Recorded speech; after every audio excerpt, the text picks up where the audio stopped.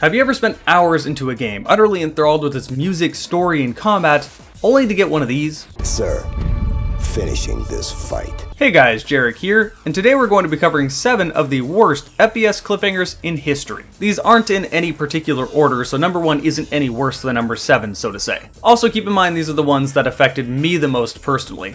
They're not necessarily the definitive list of the worst cliffhangers. So I see you down there typing in that "you forgot insert game here" comment. I didn't forget anything. I'm sure you have some that you would like to see listed that I did not list, so tell me down below what the worst cliffhanger you think is. With that out of the way, let's talk about the one I put in the intro. Number 7, Halo 2. Halo 2 was a monumental video game success. It is difficult to describe how much of a cultural impact Halo 2 had.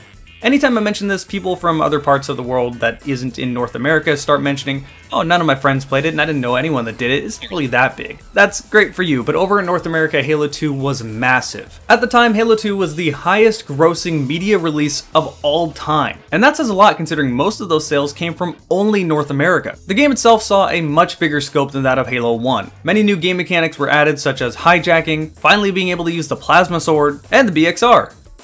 Okay, that wasn't actually intended, but it is in the game. In a similar way, the story was much bigger than Combat Evolved. You got to play as the Arbiter and see the Covenant from the inside. You get to see the Covenant slowly falling apart, and at the height of that collapse, we get this line. Sir, finishing this fight. We had to wait 3 years to finish the fight.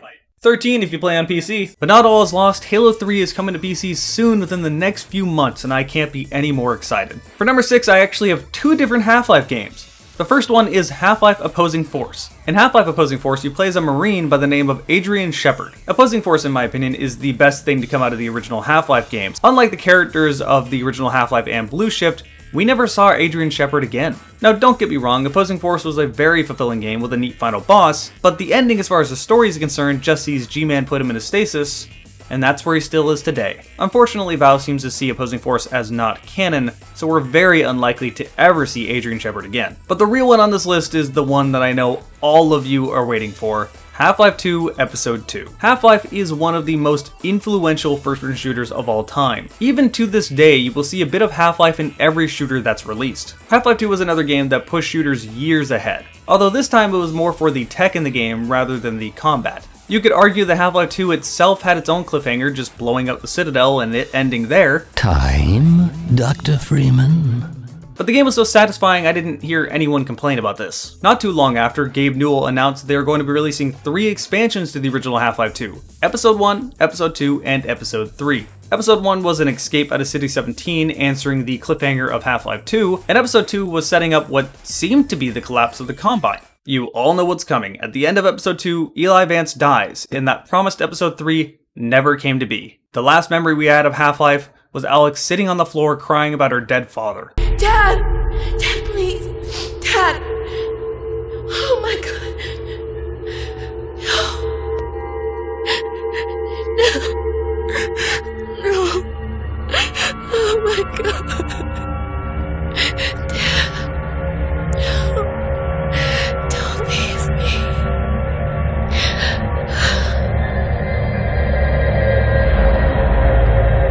This was the cliffhanger we've had for 13 years, up until Half-Life Alyx released. I'm not going to say any spoilers for Half-Life Alyx, but if you haven't played it, what I will say is that you absolutely have to follow up with what's going on in the story in the Half-Life franchise. It's not a spin-off you can ignore, and the story is still twisting my brain. At number 5, I'm going to put in my own wild card here, Legendary. Legendary is a game that was critically panned, but I never understood why. I personally loved it when it came out, yet no one else seemed to. I actually made a video about this game, so if you're more curious about it, click on the top right and go watch that video. Anyway, without getting into too much detail, the point of Legendary is that you were hired to open up Pandora's box. You succeed, but you've just opened Pandora's box, so all hell breaks loose. In the process, you also get an insignia in your hand giving you special abilities. The concept of mythical creatures just destroying New York City is endlessly entertaining for me, and I would have always liked more. Quite predictably, the antagonist wants to control these mythical creatures using Pandora's box, and you have to kill him. Once he's out of the way, your so-called allies subdue you, wanting to do research on that insignia on your hand.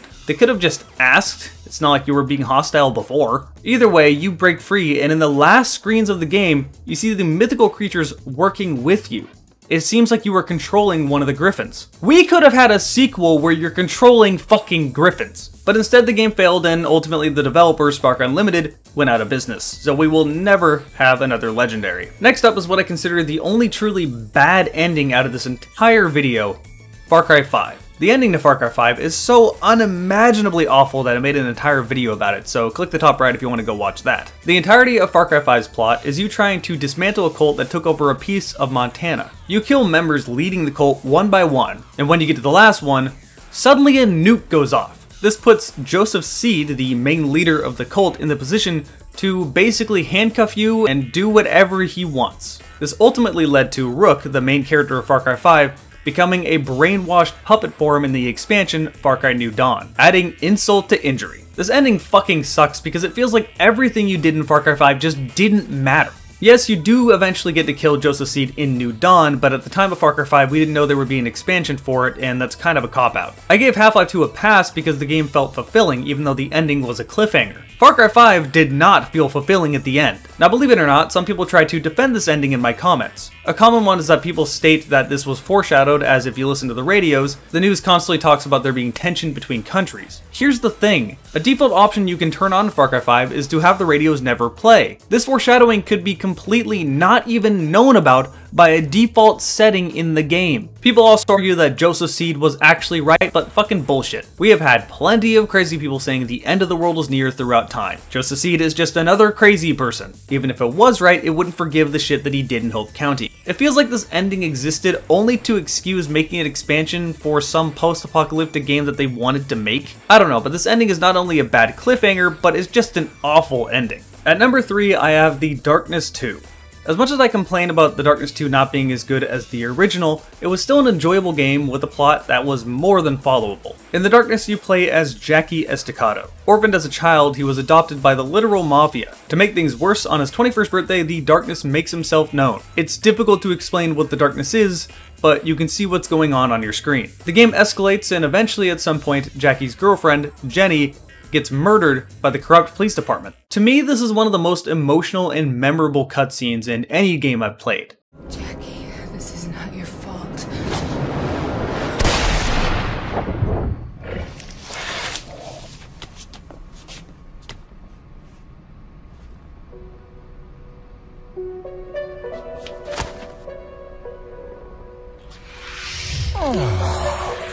What did they do to Jenny? Skipping forward to The Darkness 2, it's eventually revealed that Jenny's soul was being held by the Darkness. And when you break Jenny free, she's the Angelus. The Angelus is the total opposite of the Darkness, leaving you trapped. The Darkness 2 released 8 years ago, so it seems unlikely we'll ever get a sequel to this cliffhanger. But if we did, you can bet I would be ecstatic. I love The Darkness and always want more. I just hope that it would be more like The Darkness 1 rather than The Darkness 2. Before moving on, I have a few honorable mentions. The first one is Bulletstorm, mainly because god damn it, that antagonist just will not die. It seems that you're escorting one of the least likable antagonists out of any game I've ever played for near half of the game. You apparently mortally wound him and kill him, but no, he's still alive, he comes back, and then the game ends. This is another franchise where we'll probably never get a sequel, and this ending in general just kinda sucks. The other honorable mention is 13. I remember having a lot of fun with this game, but to be honest, I don't remember much about the story. I just remember being very disappointed at the cliffhanger, and that we'll probably never get another sequel. But who knows, they're actually remaking 13, which surprised the hell out of me. I never thought I would see that. So maybe we'll finally get a conclusion to this game, or a sequel, or just anything. Moving on to number 2, we have Star Wars Republic Commando. Star Wars Republic Commando is quite easily my favorite Star Wars game. While most Star Wars games are focusing on you jumping around as some Jedi flailing a lightsaber everywhere, Star Wars Republic Commando takes a much darker approach to the Star Wars franchise. You don't have force powers, it doesn't feel like you're a superhero, no, you feel very vulnerable in this game. To make things short, you take control of a clone commando team. Every part of your squad has a unique personality and you grow quite attached to them. So at the end of the game, when you become separated from Sev, one of your squad members says that he's overrun and then you lose contact, you naturally want to go rescue your squad mate. But before you can, you get interrupted by a broadcast from Yoda himself telling you what you're doing has much bigger implications. And that's where the game ends. Right as you're about to go into one of the biggest battles of the game, and one of your squad members goes missing. A sequel was planned, but much like many of these other games, it never happened. Star Wars is always very difficult to make games for, as the ownership seems to change all the time, and now with Disney owning things, I simply don't see Republic Commando 2 ever coming to fruition, and it makes me so sad. And at number 1, the one that makes me the most angry of them all personally, Prey 2006. Don't get this confused with Prey 2017, which has absolutely no connection to this game in any way whatsoever. Prey 2006 was a fantastic first-person shooter. I've seen some people downplay it and say that it's just not really that great, but I don't know what game they were playing. I loved this game. I don't even need to explain the main plot of this game, as the main story had a good arc and a nice ending. But after the credits, this plays. Are you still open? Eloise? Greetings, Tommy. I thought you were dead. How did you escape? The portal we built worked, but not the way we expected. I was rescued by powerful beings. They've taken notice of you and have sent me to find you. What are you talking about? No one knows what I did up there. Not on this world, no, but your actions are well known elsewhere. These beings are very anxious to meet the great Domasi Taudi. Let me introduce you. Come.